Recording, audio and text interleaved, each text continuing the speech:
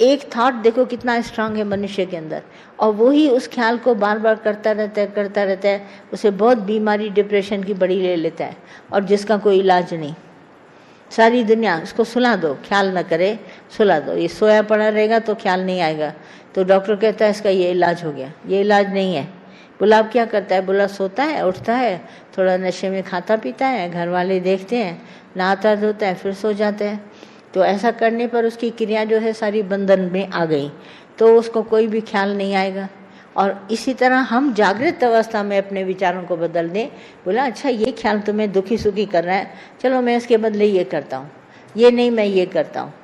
तो विचार को हमने बदल दिया तो हमारा घर सुखी हो गया, स्वर्ग बन गए, क्योंकि जो पहले मेरा थॉट था वो मैंने किया ही नहीं। इस ख्याल से झगड़ा होता तो मैंने ख्याल बदल दिया, झगड़ा नहीं होगा।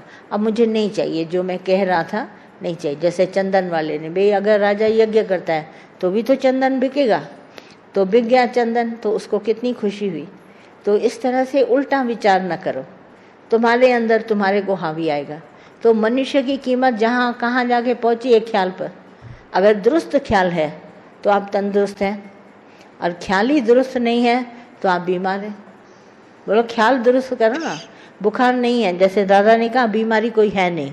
अब देखो हमारा गुरु का थॉट क्या कहता है, देयर इज नो डिजीज। भाई क्यों नहीं है बीमारी? बोला बीमारी में बीमारी का ख्याल है तुम्हारे पास, पर बीमारी नहीं है। तुमको बुखार नहीं है ऐसा विचार करो तो बुखार चला जाएगा।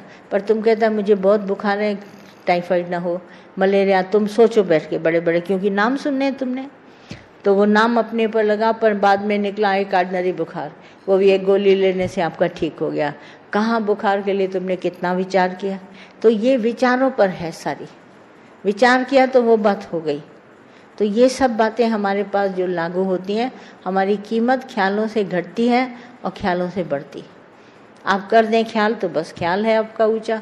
तो इसमें कहता है जो आत्मा है स्वयं, वहाँ पर जब विचार नहीं पहुँचा, मैं खत्म हो गई, इंद्रियां शांत हो गई, तो जो आत्मा स्वयं प्रकाशी, उसके प्रकाश में कुछ आपको और कुछ चाहिए ही नहीं।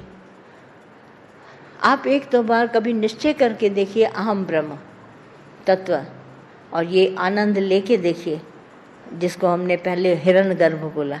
तो हिरण्यगर्भ से अगर हमारे को वो पावर है हिरण्यगर्भ की, तो वो स्वयं प्रकाशी है, उसको किसी से उधार लाइट नहीं लेनी पड़ती। भाई कहीं से वो ले ले ऐसा नहीं है, उधार का उसके पास ज्ञान नहीं है। उस ज्ञान तक पहुंच गया हिरण्यगर्भ तक, तो बोला इसके बाद हमको और कोई ज्ञान चाहिए नहीं।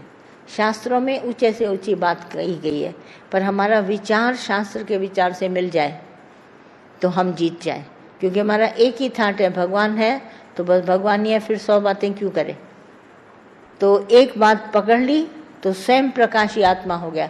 अब इसके यहाँ कोई ऐसा प्रकाश न धीमा होगा न ज़्यादा होगा, मेरे पर एक ही ख्याल है कि भगवान है। तभी मैं दादा की बात आपको बार बार रिपीट कराती हूँ, है ही भगवान, है ही भगवान, है ही भगवान। रट लगाओ कि भगवान है, इसके सिवा कुछ नहीं है। सारे तुम्हारे ख्याल एक तरफ किनारे हो जाएंगे। संसार रूप अश्वत्थ वृक्ष, जिसका मूल ऊपर की ओर तथा शाखाएं नीचे की ओर हैं, ऐसा ये अश्वत्थ वृक्ष सनातन है। वही विशुद्ध ज्योति स्वरूप है, वही ब्रह्म है और वही अमृत कहा जाता है। संपूर्ण लोक उसी में आश्रित है, कोई भी उसका अतिक्रमण नहीं कर सकता, यही निश्चय वो है। एक वृक्ष के बारे में बोला है, अक्सर आपने देखा होगा, बहुत पुराने वो वृक्ष होते हैं, बरगद के पेड़ जिनको कहते हैं, तो उनकी शाखाओं से फिर जड़ें नीचे लटक जाती हैं और इतना धरती की डेप्थ में चला जाता है, माइल्स की माइल एकदम जटा रहता है और कभी भी उसको कोई उखाड़ नहीं सकता।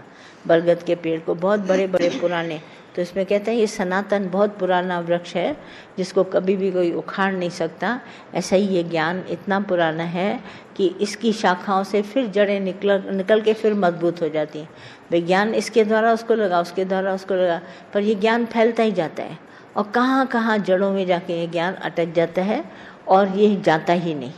जैसे नहीं ऐसा रोग, क्रॉनिक रोग जिसको कहते हैं, उस रोग से कभी किसी का छुटकारा ही नहीं होता। ईश्वर के ज्ञान से अमृतत्व प्राप्ति, ये जो कुछ सारा जगत है प्राण ब्रह्म में उदित होकर उसी से चेष्टा कर रहा है। वह 1 मिनट बोलता है, मनुष्य के अंदर विचार आता है, आखिर ये आनंद आता कहाँ से है? कहाँ से ये आनंद आनंद सारी दुनिया बोलती है, ये आनंद आता कहाँ से है?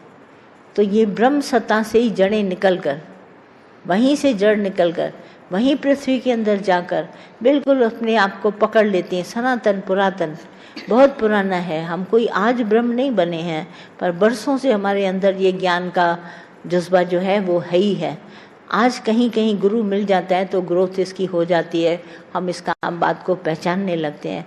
तो यही जो हमारी जड़ है मेन पुरातन पुरानी ब्रह्म सत्ता की, वो ही सत्ता आप में स्वयं प्रकाशी है। देह तो बहुत हमने धारण करी, आई और गई, इससे पहले भी बहुत शरीर धारण किए, तो इसका शरीर का कोई भी हाव भाव नहीं है, परंतु मेरा जो सनातन पुरातन ज्ञान है आत्म सत्ता का, वो स्वयं प्रकाशी है। मेरे अनेक शरीर धारण करने पर या मेरे को अनेक ज्ञान में एक्सपर्ट होने पर कोई फर्क नहीं पड़ता, कितना भी कोई नॉलेज वाला हो, कहीं भी हो, पर मेरा आत्मा तुम्हारा आत्मा स्वयं प्रकाशी है ही है। इसके किसी के भी प्रकाशवान बोला मैंने 100 पावर का बल्ब जलाया, मैंने 1000 का जलाया, मिला, बोला कोई फर्क नहीं पड़ता। आपके अंदर जो स्वयं प्रकाशी आत्मा है वो मौजूद है सत्ता। आपका ज्ञान इस आत्म सत्ता से तुलना नहीं किया जा सकता। हम भेंट नहीं कर सकते वो इतना पढ़ा लिखा, वो इतना विद्वान, बोला वो आत्म सत्ता जो है वो स्वयं प्रकाशी है। आप कितने भी बड़े हुआ करें, कितना भी आपके पास धन दौलत हो, कितनी भी आपका ज्ञान हो आपके पास, कितने भी आप बड़े लेक्चरर हों, पर आत्म सत्ता से किसी का कोई वास्ता नहीं।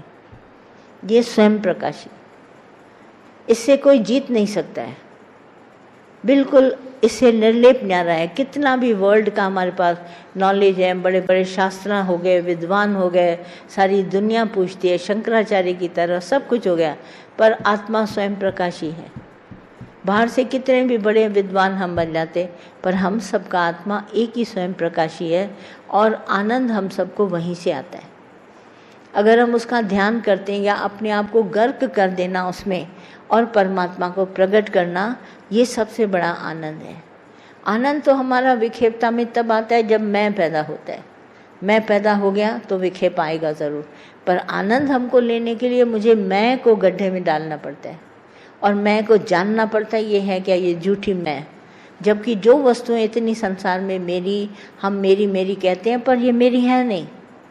मेरे बाल बच्चे, मेरा घर परिवार, मेरा संसार, ये मेरा है नहीं, पर मेरी मैं बार बार कहती है ये मेरे हैं, और इसीलिए मेरा आनंद घटाया हुआ है। तो जब मैं इस मैं को जानता हूँ, इसका विश्लेषण करता हूँ, डिफाइन करता हूँ इसको, तो इसको हटाने के बाद मुझे आनंद है। इसके होते हुए मुझे आनंद नहीं है, क्योंकि जो मेरा आनंद है वो स्वयं प्रकाशी है। मुझे मैं से प्रकाश नहीं लेना पड़ता, मैं कोई उधार प्रकाश लेकर नहीं चलता, पर मैं स्वयं प्रकाशी हूँ। तो ये मैं के गलने पर हमको ये प्रकाश आएगा, और आनंद भी हमको तभी आएगा जब मेरा मैं गलेगा। वो आनंद, खुशी आप ले सकते हैं मैं से, कभी खुशी कभी गम, मगर आनंद जो आपको आएगा वो मैं के हटने से।